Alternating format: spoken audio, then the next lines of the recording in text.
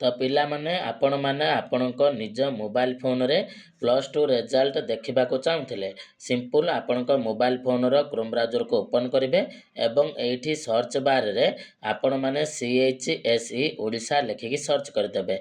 जेमिति मु लिखिकी सर्च करुच्ची एवं आपणक सामने रे एमिति किछि इंटरफेस आसीबो। तो सिंपल आपण माने chse.odisha.nic.in रो ऑफिशियल वेबसाइट ऊपर क्लिक करेंगे।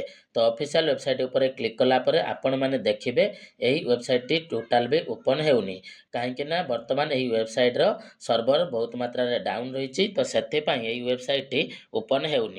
तेबे एभली परिस्थिति रे आपण माने केमिति आपणक रिजल्ट को देखि पारिबे चलंतु तार सबठार भल उपायटा मु आपण मानकु कहूची। तो सेति पई सिंपल आपण माने कोन करिवे आपणक मोबाइल फोन रे आउ थरे क्रोम ब्राउजर रे गुटे नवा टैब को ओपन करिवे एवं एठी सर्च बार रे इंडिया रिजल्ट लिखिकी सर्च करिवे। जेमिति आपण माने इंडिया रिजल्ट लिखिकी सर्च करिवे देखिबे आपणक सामने रे एमिति किछि इंटरफेस आसीबो। तो सिंपल आपण माने indiaresult.com जो लेखा जायछि तार ऊपर क्लिक करिवे। तो ता ऊपर क्लिक कला पर देखिबे पूरा लास्ट रे आपण मानकर ओडिशा राज्य लेखा जायथिबो। तो सिंपल आपण माने तार ऊपर क्लिक करिवे। जेमिति आपण माने ओडिशा ऑप्शन ऊपर क्लिक करिवे देखिबे आपणकर किछि एमिति इंटरफेस आसीबो। तो सिंपल आपण माने हल्का हल्का तल को स्क्रॉल करिवे। तल को स्क्रॉल कला परे आपण माने इटे देखिबे council of higher secondary education Odisha लेखा जायछि।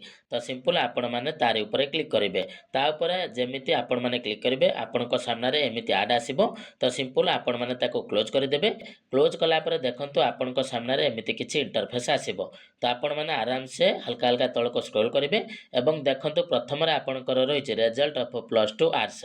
तो जेउ पिला माने आर्ट्स रे एग्जाम देइचंती प्लस टू एग्जाम तो सेमाने कोन करिवे ना तांकर रोल नंबर को देबे एवं तांकर नेम को देबे। तापरे आपणकर एठी जो गो लेखा जायछि तो सेही गो ऑप्शन ऊपर क्लिक करिवे। तो तापरे आपण माने आपणकर रिजल्ट को देखि पारिबे। तापरे देखंतु आपणकर रहिछि रिजल्ट ऑफ प्लस टू जे माने कॉमर्स नैथिबे सेमानकर रिजल्ट सेमाने एठी देखि पारिबे सेकंड ऑप्शन रे। आ तापरे जे माने साइंस स्टूडेंट पिला तो सेमानकर लास्ट रे ऑप्शन टी रहिछि तो सेमाने एठारे रोल नंबर को देबे एवं नेम को देकी निजर रिजल्ट को देखि पारिबे। तो किछि एभली उपाय रे आपण माने आपणक मोबाइल फोन रे प्लस टू रिजल्ट को देखि पारिबे।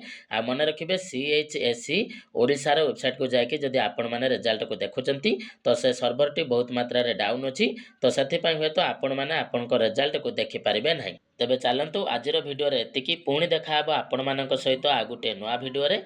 तो सेते पर्यंत विदाय दियंतु रहुची जय जगन्नाथ।